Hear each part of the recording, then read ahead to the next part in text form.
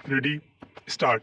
महोदय, पर्यावरण से तात्पर्य किसी एक व्यक्ति के परिवेश से नहीं, वरन व्यक्ति के, समाज के, राष्ट्र के और इस सारी पृथ्वी के ही परिवेश से है, जिसका प्रभाव व्यक्ति, समाज, राष्ट्र और सारे विश्व पर पड़ता है। पर्यावरण से तात्पर्य पेड़ पौधों, नदी, पहाड़ या किसी तंत्र विशेष से नहीं, वरन उस समग्र वास्तविकता से है जिस पर मानव मात्र का अस्तित्व और उसका संपूर्ण आध्यात्मिक एवं भौतिक विकास निर्भर है। अस्तित्व केवल शारीरिक स्वास्थ्य ही नहीं, मानसिक भी। स्वस्थ शरीर में स्वस्थ मन ही अच्छे स्वास्थ्य की परिभाषा है। शारीरिक स्वास्थ्य हमारे आहार पर निर्भर है, जिसका स्रोत इस पृथ्वी का जल, थल, वायुमंडल है। मानसिक स्वास्थ्य भी प्रकारांतर से इन्हीं पर निर्भर है, क्योंकि जैसा खाए अन्न वैसा बने मन। स्वस्थ जीवन पर सबसे अधिक प्रभाव हमारे चिंतन का, हमारी परंपराओं का और उन सब परिस्थितियों का पड़ता है जो हमारे ऊपर आरोपित हैं या की गई हैं या की जा रही हैं। इसलिए पर्यावरण या परिवेश में जल, थल, वायु ही नहीं, बल्कि वे सारे घटक महत्वपूर्ण हैं, जिनका कुछ भी प्रभाव हमारे जीवन पर, हमारी क्रियाशीलता पर पड़ता है।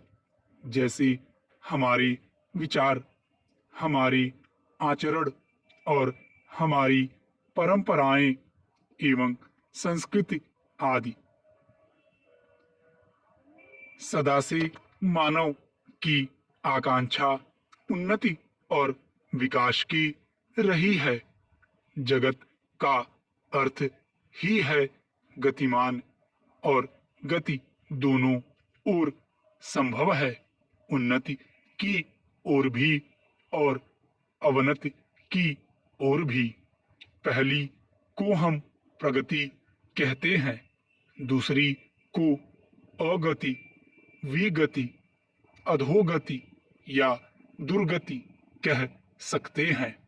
वास्तव में मनुष्य ऐसा जटिल प्राणी है जिसमें अनेक विरोधाभासी और असंगत प्रतीत होने वाली प्रवृत्तियां और प्रतिक्रियाएं होती हैं।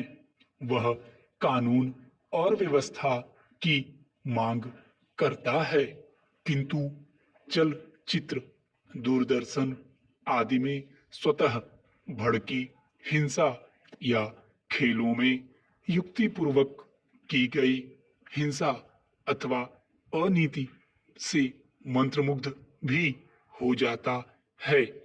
मनुष्य अपनी ही जाति या वर्ग के व्यक्तियों के प्रति प्रायः बहुत अधिक प्रतिद्वंद्वी होता है, किंतु कोई बाहरी खतरा उपस्थित होने पर उनके प्रति हद से ज्यादा सहयोगी बन जाता है।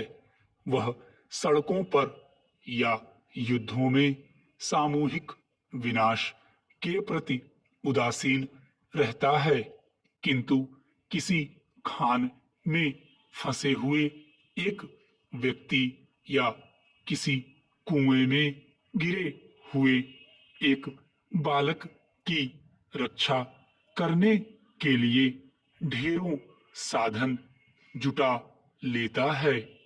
कुछ विद्वान कहते हैं कि मनुष्य बंदर की संतान हो या न हो, किंतु उसमें खालिश बंदर की द्वैध प्रकृति प्रायः ही होती है। उसमें शाकाहारी बंदरों की भांति वृक्षों में उछल कूद करने की प्रवृत्ति तो होती ही है, साथ ही ऐसे बंदरों की स्वाभाविक जिज्ञासा भी होती है, जो अत्यंत संगठित गिरोहों में रहते हैं और भांति भांति का मांस खाने में मजा लेते हैं। मनुष्य की ऐसी परस्पर विरोधी इच्छा आकांक्षाओं से निपटना असंभव होता है, फिर भी किसी प्रकार का संतुलित मध्यम मार्ग अपनाना अनिवार्य होता है। यही बुद्धिमानी का रास्ता है। विद्वानों ने मानव की मूलभूत आवश्यकताओं को 5 स्तरों में रखा है, महोदय, जो एक के बाद एक आते हैं। शारीरिक आवश्यकताएं यथा भोजन, कपड़ा, मकान और आराम जीवन की मौलिक आवश्यकताएं हैं। दूसरे स्तर पर आती है सुरक्षा और भविष्य के प्रति निश्चिंतता। इनके लिए मनुष्य भांति भांति की वस्तुओं का संग्रह करता है। फिर हैं सामाजिक आवश्यकताएं, जैसे अपने परिवार के भीतर और फिर बाहर के दूसरे लोगों से अच्छे संबंध बनाए रखने के लिए सामाजिक, आर्थिक, राजनैतिक और मनोरंजनात्मक संगठन बनाना। चौथे स्तर पर हैं अहम संबंधी आवश्यकताएं, जैसे आत्म सम्मान, आत्मविश्वास और आत्म तुष्टि आदि। आत्म परितोष अर्थात उन्नति, विकास और ख्याति प्राप्ति की क्षमताओं को साकार करना व्यक्ति की अंतिम और उच्चतम अपेक्षाएं हैं। इन आवश्यकताओं की पूर्ति के लिए मनुष्य अपने आसपास उपलब्ध पर्यावरण का दोहन करता है। जल, थल, वायु ही नहीं, पेड़ पौधों, पशु पक्षी, जीव जंतुओं तक का उपयोग करता है।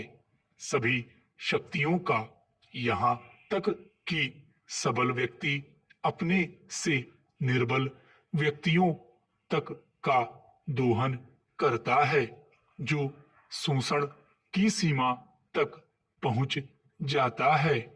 इसके लिए भांति भांति की तकनीकें खोजी और अपनाई जाती हैं। प्रौद्योगिकी ने मनुष्य को भांति भांति की आवश्यकता की वस्तुएं अभूतपूर्व प्रचुरता से देकर संतुष्ट किया है और आवश्यकता की सीमा रेखा भी खिसकाई है। विलासिता और सजावट की ऐसी सामग्री भी दी है, जो अब बहुत कुछ आवश्यकताओं में गिनी जाने लगी है। स्वचल वाहन, दूरदर्शन, धुलाई मशीन, सफाई मशीन, सिलाई मशीन, स्टोव, चूल्हे, मिक्सी, फ्रिज आदि आदि अब बहुत से लोगों के लिए अनिवार्य आवश्यकता की कोटि में आ गई हैं। तकनीकी और औद्योगिकी से यह सब संभव हुआ है, किंतु एक ऐसा अल्प वर्ग भी है जिसके लिए विलासिता आवश्यकता की कोटि में आ चुकी है। विज्ञान की जन समुदाय के लिए तो मौलिक न्यूनतम आवश्यकताएं भी विलासिता ही बनी हुई हैं। औद्योगिकरण के सहारे मनुष्य ने जितना भी विकास किया है उसे वह उन्नति कहकर संतोष करने लगता है और अपनी द्वैध प्रकृति के कारण यह ध्यान नहीं देता कि इस विकास से वर्ग भेद पनपा है। अमीरी गरीबी के बीच की खाई चौड़ी हुई है। जो व्यक्ति मानव की समानता, समाजवाद या साम्यवाद के गीत गाता है, वही अपनी द्वैध प्रकृति के कारण अपने पर्यावरण, यहाँ तक कि मानव के भी शोषण के नए नए तरीके खोजता है। यह शोषण बलात्कार की सीमा तक पहुंच गया है। मनुष्य ने अपनी बुद्धि का प्रयोग किया, फलस्वरूप भांति भांति का औद्योगिकरण हुआ और जल, थल, वायु सब प्रदूषण के शिकार हो गए। जितना ही अधिक विकास हुआ उतना ही अधिक विनाश हुआ। प्राकृतिक संपदा का भीषण ह्रास हुआ। व्यापक वन विनाश से भूमि बंजर और मरुस्थल बन गई। एक बड़ा हवाई जहाज एक दिन में जितनी ऑक्सीजन खर्च करता है उतनी ऑक्सीजन 17,000 हेक्टेयर वन में तैयार होती है और वन बचे ही कितने हैं। इस उद्योग प्रधान सभ्यता का केंद्र पूंजी है और धर्म स्वार्थ है। मनुष्य का शोषण कर रहा है। देश का। स्टॉप।